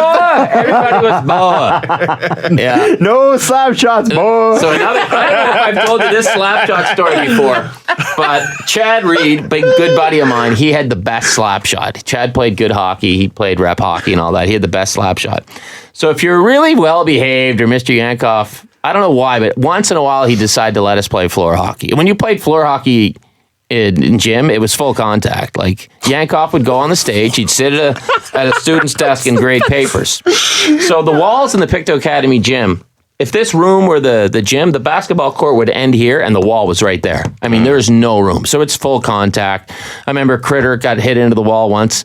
He's like semi-knocked out. He looked like he had a concussion. Like the kid was hurting. And Mr. Yankov walks over. He's like, Colin, are you all right, boy? And Colin goes, that effing hurt. He said the F word. And we're like, oh, all aghast. This kid in grade 9 said the F word. He goes, that effing hurt. And Yankov goes, I bet it did. So, which takes us to the slap shot story for Chad Reed. So if Yankov let you play floor hockey, the only rule was, do whatever you want, boys, but remember, no slap shots. Now, I don't know why there was a no slap shot rule, but there was clearly a no slap shot rule. So Yankov goes up on the stage, and the stage is at the end of the gym, just like a lot of high school gyms. And he's up there sitting, he's marking papers or doing something. Game's going, there's, guys are slashing each other, there's goals, and we're just kind of policing it ourselves, which is maybe where I get it from, is Mr. Yankov. So the ball goes back to Chad Reed, and we're talking the hard orange road hockey ball, not these soft millennial road hockey balls, those right? Hurt. Yeah, we're talking the hard orange road hockey those ball. welts that look like a jawbreaker. Yeah. So Chad Reed winds up, and everybody bails out of the way. Nobody's blocking a Chad Reed slap shot. He lets it go. And when you hit a road hockey ball really hard, it curves in the air, like you get all of it. Yankov's up there grading the papers, the slap shot goes, and we all watch this ball, and oh my God, it's flying through the air, but time is frozen. And we're watching, and it's curving. Kids go to yell, but nothing comes out of their mouth. And then, boom, impact. Get Yankov right in the throat. Boom! Down he goes. He's knocked out of his chair. He's rolling on the ground. Oh! Blows his whistle. Who took that slap shot, boy? And Chad Reed goes, I did. He goes, I told you no slap shots, boy. And Chad goes, it was a snapshot. And Yankov goes, well, carry on then. Had no issues with it. As long as it wasn't a slap shot. And Yankov was tough, man. He took the slap shot right in the throat. And he was able to yell at him afterwards. Nope. And as soon as Chad said it was a wrist shot, snapshot, no problem, bud. Carry on. Yeah. That is amazing. Well, he wasn't able to talk so well after. How did he blow the whistle again? Think about Mr. Yankov, and he couldn't whistle, so he always had his whistle on, because if he went to whistle without the whistle, he'd just go... But yeah, he was legendary. Ken, what people need to do is somebody eventually has got to take these stories that you tell about him and then turn them into mini vignettes. Yeah. Actually act that out. I saw the kids. Evan. I saw your eyes follow it. Or animate it. Evan, just get Evan to animate it. So my brother has an idea. My brother's a good writer, and he has a bunch of short stories, and his idea is to make these Pictou short stories into a book. So that'd be great. But, oh my God. Yeah, Mr. Yankov could do everything. He was the best athlete. He could do the rings, and I mean, you guys just pick my brain. I'd go all day. But the other great thing he used to do was, if he was really mad at you, you're going for a run, boss. And so he'd send you out. You'd run down the path. You'd have to run all the way up behind the exhibition grounds and back to the gym. And everybody hated that. It was, I don't know how long it was, probably a couple kilometers. But to taunt you, Mr. Yankov would come. But he wouldn't go on the run. He'd go on a 10-speed bike behind you. Faster, boy! Don't give up, boy! So he'd herd you like sheep, because guys used to try to cut and take shortcuts behind the exhibition grounds instead of go up to Division Road. And if Yankov caught you doing that, there'd be hell. And one day, Scotty McLean, who was in the grade above me, he said, boys, I'm going to make Yankoff go for a run. We're going to make it so he go for a run. So he did it just because the run kind of went up by where he lived, and he hit a Coke and a Joe Louis inside a culvert and headed on the run. So he hid food in the ditch just to go on the run. That's amazing. Unreal. Yeah, so those are Mr. Yankoff stories. I love it. Well, They're endless. Ken Reed, thank you so much, as always, for coming on the show, because it's always the best. Thanks. Hockey card stories too. Yeah. Everybody. Maybe Available Mr. right Yankoff now. stories would be the next one. Oh, you should. Out of here, boy. Yeah. Out of here, boy. The life and times of Mr. Yankoff. And by the way, if you're ever down in Nova Scotia and you're looking for great berries out on Caribou Island, Care Isle Berries, operated by Mr. Yankoff. I bet you there are people that listen to this show that know. Yeah, we have for a sure. ton of East Coast listeners. We could for sure. start like it'd be like Graceland. Your listeners could go to Mr. Yankoff's berry farm and buy berries. He'd love it. Oh, that'd be the best. Mr. Steal Yankoff would grass love off it. his lawn like Walter No. Gretzky. Out of here, boy. He'd kick you right off his lawn. Okay, I'll put this out there. I will buy a single Leafs ticket. You have to Wow. get yourself here, but I will buy you a Leafs ticket if you go get a picture with Mr. Yankoff. Wow. Go get a picture with him. Okay, and you're the first person to do it. First person What to do it. happens if like 50 people? First person to go get a picture You with can't go to Mr. the game by Yankoff. yourself. Mr. Yankoff. I'm Mr. buying one Yankoff may picture. not I be said one. impressed. You gotta get two. You can buy two yourself. You can buy the second one yourself. I will buy you a Leafs ticket.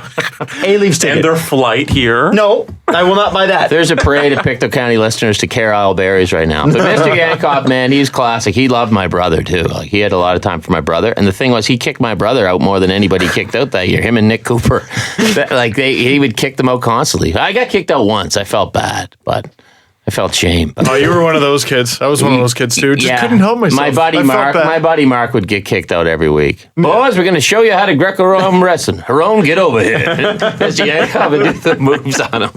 It was awesome. Wrestle the student. Yeah, it was awesome. So not allowed. Haron was big. Unbelievable. But yeah, we didn't even get wrestling lessons. You definitely said to your brother, like, "What are you, a comedian?" Oh yeah, exactly. But Mr. Yankoff loves Peter's routine. He's a big fan of Peter's. He's a big supporter. And he will be a member of Rachel's Raiders on November 9th. Yes, he will. My brother's going to come out and play for us, and yeah, it'll be fun. I can't wait Raise to some meet money. him. This will be fun. Go Well, visit Mr. Yankoff.